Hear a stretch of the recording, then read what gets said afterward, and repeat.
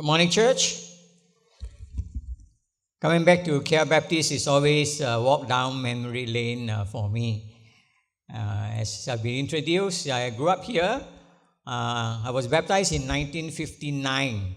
I'm sure many of you were not even born that year. But I still remember some names like Sister Hin Chan, Wai Ming, and just now as I walk in, Peter Lim, the Old Faithful Choir Master, welcomed me. We also grew up together. But what takes the cake was Sister Gate May come and say, Kok Kee Koko, 73 years old, still got people call Koko, not bad, huh? So I thank her for making my day here. I'm sure there are others, that I know, saw me grew up here. But I have to rush to Desa Park to preach afterwards, so we do not have time for fellowship.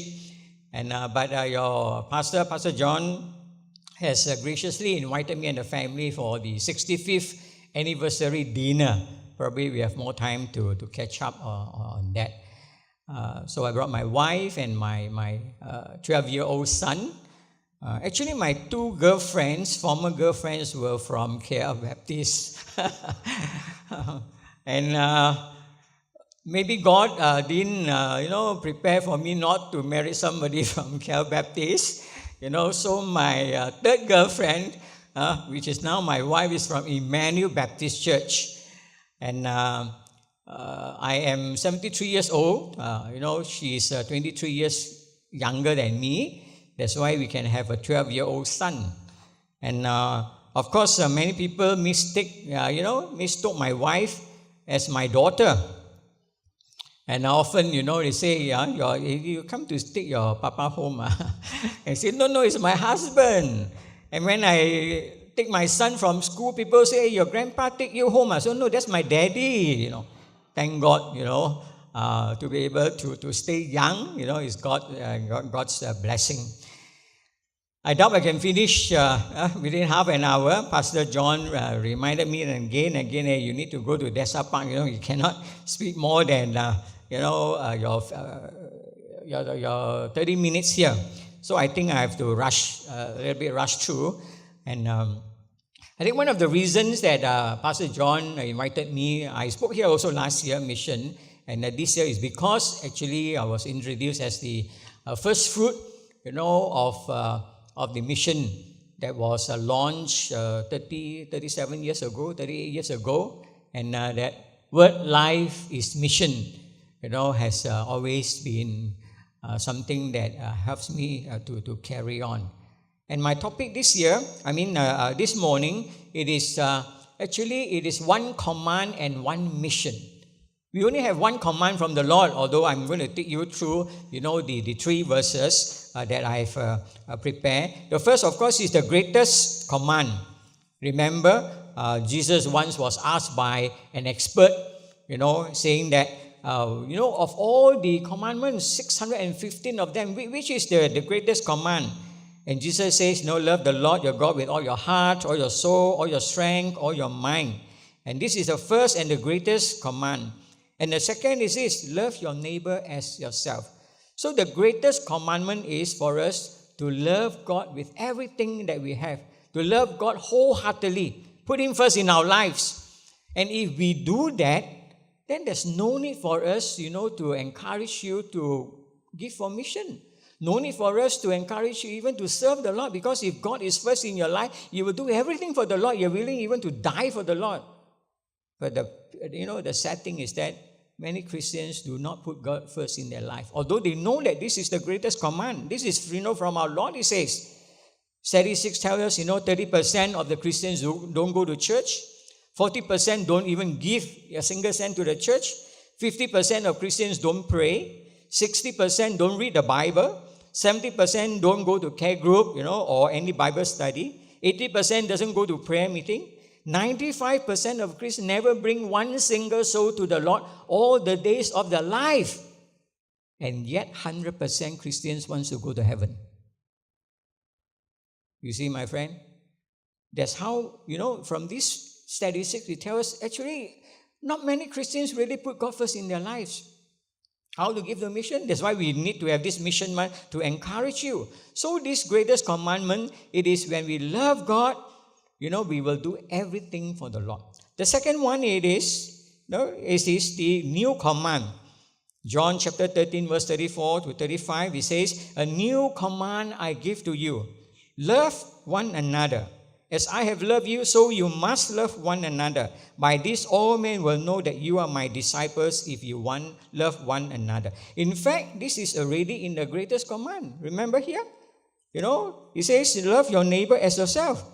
And this is the first and the greatest commandment. But the second is like this, love your neighbor as yourself. Actually, if you look at this verse, Jesus have already answered, which is the greatest commandment? We already said. Why did Jesus add, and the second? Well, it wasn't asked.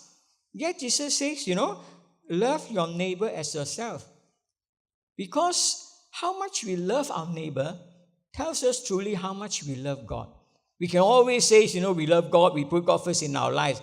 But if we fight among ourselves, if we don't love our neighbor, we don't love anybody in this world, how can we say that we love God? First John tells us, he says that, if you don't love one another, how can you say you love God whom you cannot see? And John says, you are a liar. You cannot love God whom you cannot see, yet you see, you love your neighbor whom you can see. And here Jesus says it's a new command because of his disciples, now you're brothers and sisters in the Lord.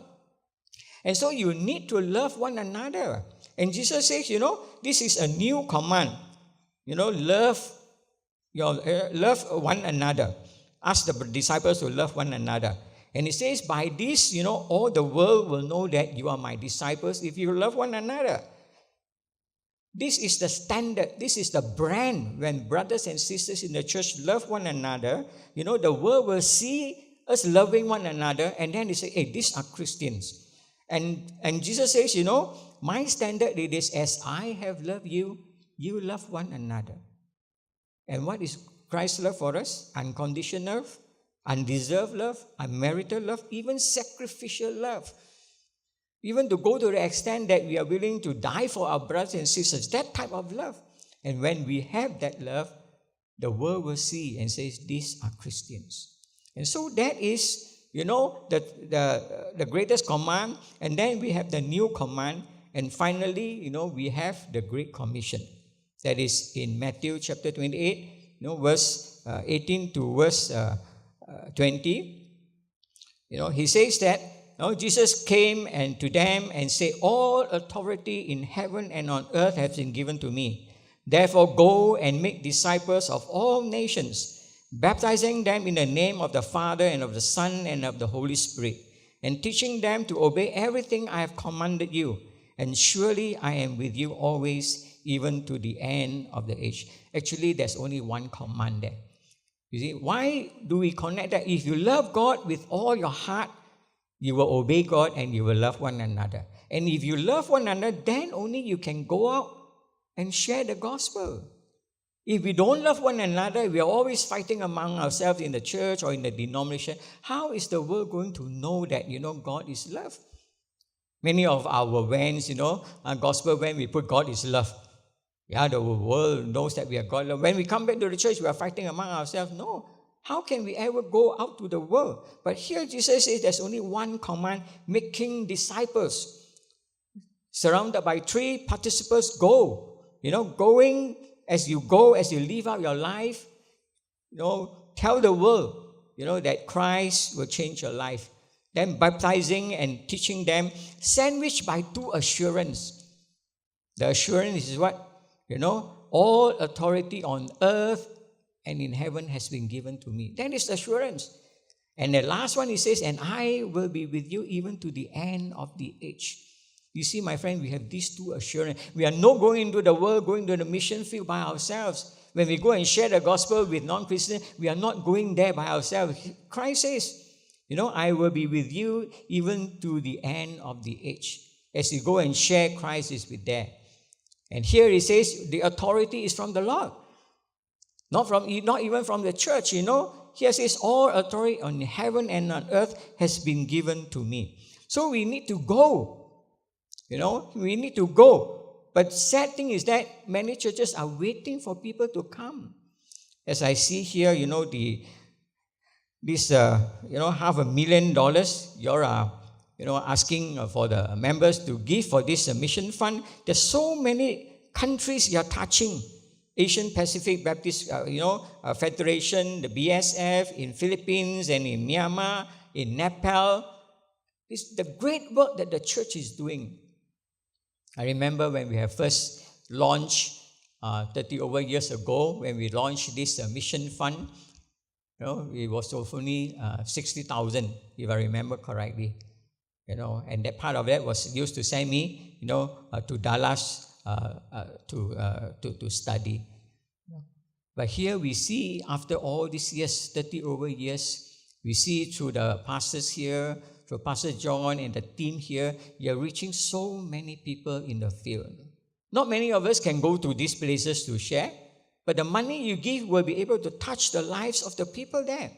So giving to missions, every single cent you give to missions, I always say, is not an expenditure. My friend, it's an investment. Any single cent you give is an investment, not an expenditure, not money out. It's been invested so that people's life may be touched. Look at Matthew chapter 6. What did Jesus say?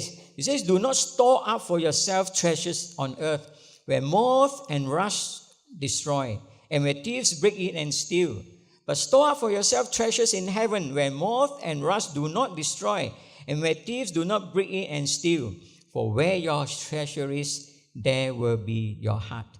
My friend, where is your treasure? Where is your treasure?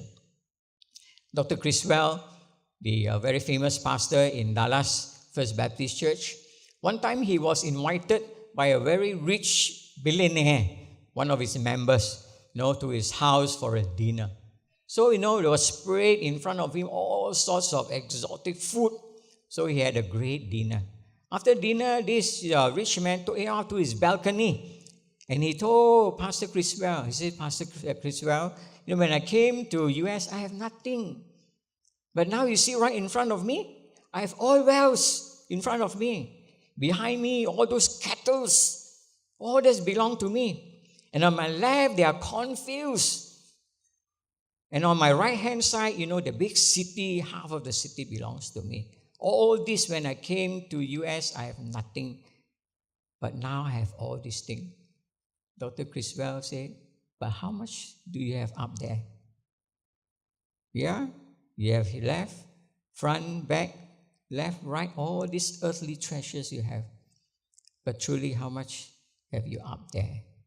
Friend, it's a question we need to ask ourselves. Do not store up treasures for yourself here on earth. None of us can take any of our belongings with us when we die. Isn't it? Sometimes when I take my children out, my children say, hey, Daddy, don't spend so much money. I say, I cannot take anything of those, the money that I have with me. I have to leave it is all for my wife and for you all. I can't take a single cent, no matter how much I have or how little I have, I cannot take. And none of it we can take with us. So the thing is for us to give for missions where people's lives are being touched. And not just me, I was the first fruit, and you have Professor Wong Fuk Kong now in Hong Kong Baptist Seminary. You have Reverend Dr. Yap Fuk Sing, also in Hong Kong. And of course, you have Pastor Soong Kok here, building this beautiful place. The Lord has, left him here so that he can build this beautiful place for you all to enjoy. We also have products in New Zealand, in Hong Kong, in other parts of the world, all because of this mission fund that this church started. You see, although you have not been able to go, they're reaching out to China. Pastor Fuk Sing, has gone to China. Brother Wong Fuk Kong has also gone to China. So we see themselves that the money that we invested all these 30 over years have actually reached the world. And we see here, you are blessing people. I also went up to the north to preach, and I see, your pastor have given the vans, to those small churches. Indeed, big churches in the city should take care of the small churches are in small towns. I always say, those leaders now in the churches here, not in just KL Baptist, but in also other churches, they grew up in small town, in Taiping, in small town. And then when they came to KL, God has blessed them, they became rich, but all their tithings go to the big churches here. What about small churches there? And so it is good that you all remember the small churches there, that you all bless them so that they have vans to share the gospel, so that they have money to buy buildings, so that more people can reach. So whatever you have given, remember it is not waste. God will see the fruition of your giving. That's why somebody say, anyone can see the number of apples on a tree.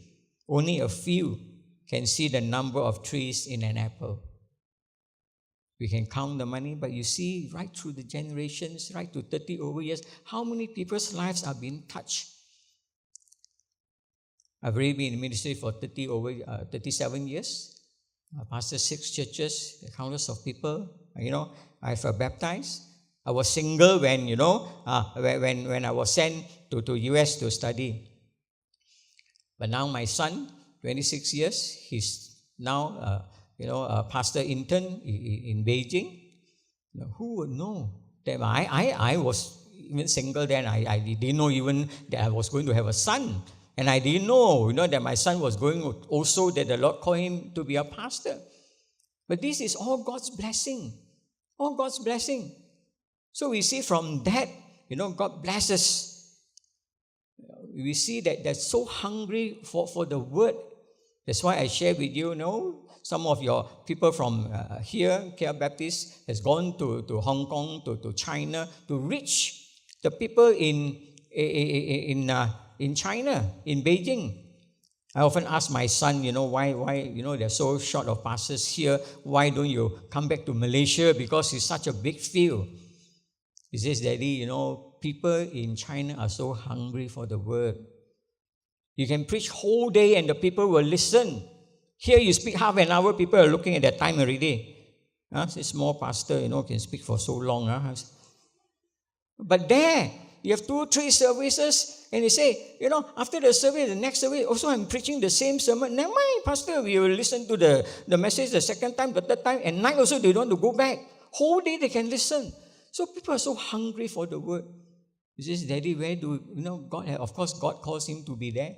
He said, because there they're never tired of listening to the word. Malaysia is too comfortable. All these seats, I tell Pastor John, is too comfortable for you. My wife was sitting there as he listened to the practice. Say, actually, I can sleep here. So comfortable. True. Malaysian Christians are too comfortable. Why do we need God? I have everything. One time there was a doctor, the wife was praying for him, and I said, hey, doctor, how your wife and your daughter all praying for you? What? Hey, pastor, why do I need God? I have everything I have. I'm a doctor. I earn well. I have a beautiful family. Why do I need God? Truly. When we are sick, when we know when we are in trouble, then only we need God. There's a Malaysian, mentality. But no. Yesterday I was listening, to the Hong Kong CBS, where they have this Cantonese program. And as I see a few times there were people so hungry for the word. There were people, their lives are being touched. When they, when they become bankrupt, when they are sick, when they are drug addicts, then they want the Lord, to heal them and to bless them. But my friends, you thank God you have such a beautiful place to worship God. Think of all the people in these places, we're hardly a place to even sit down. My son goes to those mission fields up to the hills, and they say people just sit on the floor. Where got seats? Mana got seats? Sit on the floor, nothing at the back, and they can sit there the whole day listening to the Lord. And the money that you give is reaching those people. Think of that. Every single cent that you give. And so here, the harvest here, say, the harvest is plentiful, but the laborers are few. Pray, not only for money, pray that more people, that the church will raise up more young people to go into the mission field. Thank God you have a lot of pastors in this church. I tell you, 40% of the Baptist church do not have pastors. That's why, I've, retired from full-time pastoring in a church. By itinerary, go to the pastor churches with no pastors. Go and help them. Sometimes even with pastors, they cannot speak every week. They are tired, and no matter how good you're a speaker. One pastor said, even Dr. Billy Graham come here and you listen to him day after day, also you get tired. You need a change for new speakers to come. So we go there and help them. So here, the harvest is plentiful, but they're waiting for people to go, waiting for you to give towards the mission so that more people can be sent. I see you're supporting seminary students, you're giving to the convention, you're giving to the seminary, and that is a wide distribution that you're giving, not just touching a few people. We are touching so many people, and we thank God for that. You see, the greatest joy as a pastor, I've often been asked, 37 years in the ministry, what is the greatest joy? I say the greatest joy for a pastor is to see a new believer coming to know the Lord. I still remember in Grace Baptist Church, there's a couple there. I brought to the Lord, and then I went to the house to remove all the idols. And the first prayer meeting, he came, he said, Pastor, I don't know how to pray. Can you teach me? And I taught him word for word. 1 year down the road, he can pray by himself. 2 years down the road, he became one of the leaders of the church. And now he's a leader of a church. The children also became leaders of a church. When I see that, when I go back to Grace Baptist Church, I feel the joy that no money can buy. New believer coming to the Lord and grow up in the church and become leaders, take up the leadership and spur the church on. That's one of the great joys of a pastor. Another great joy is when I went to this Ipoh Garden Baptist Church. I think your pastor is preaching there this morning. They have a night service. And one time, because some of them are working hawkers, they cannot come in the morning, so they have an 8 o'clock service.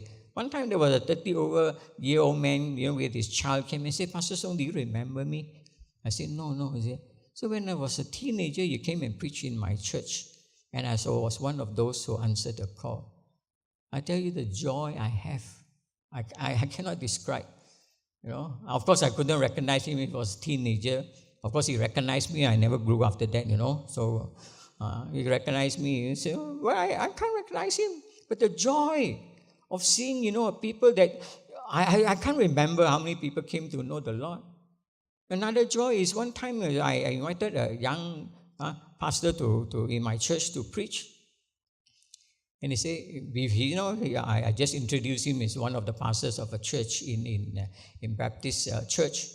And then he introduced himself. He said, actually, Pastor Soong, during one of the youth camps in Podixon, they gave a call and I answered the call to be full-time. Imagine the joy. I couldn't recognize who, but those are the joys that no money can buy. People coming to serve the Lord through your preaching, through your encouragement. People have been touched, people have been helped, people come to see the Lord. All those things that, that is the joy of a pastor. That's the joy of the full-time, the ministry, that people are willing to invest their time so that more people can be touched. Change lives, that is the greatest joy that we have. So, brothers and sisters, give while you still can give. Serve while you still can serve, because one day God is going to ask us, what have all that I have given to you, what have you done with it? Rick Warren in his book, Purpose Driven, Church, there's only one question. He said, God will ask Christians, all that I have given to you, your family, your possessions, what have you done? We have to answer for it. My son also asked me a few years ago, he said, Daddy, when we go to heaven, will there be any regrets? When you go to heaven, do you think you'll be any regrets? Of course, heaven is a beautiful place. And then I think yes. I think all of us, including myself, when we go to heaven, we will have one regret. I should have given more. I should have served more. I should have cared more. But now you are in heaven, There's nothing more you can do.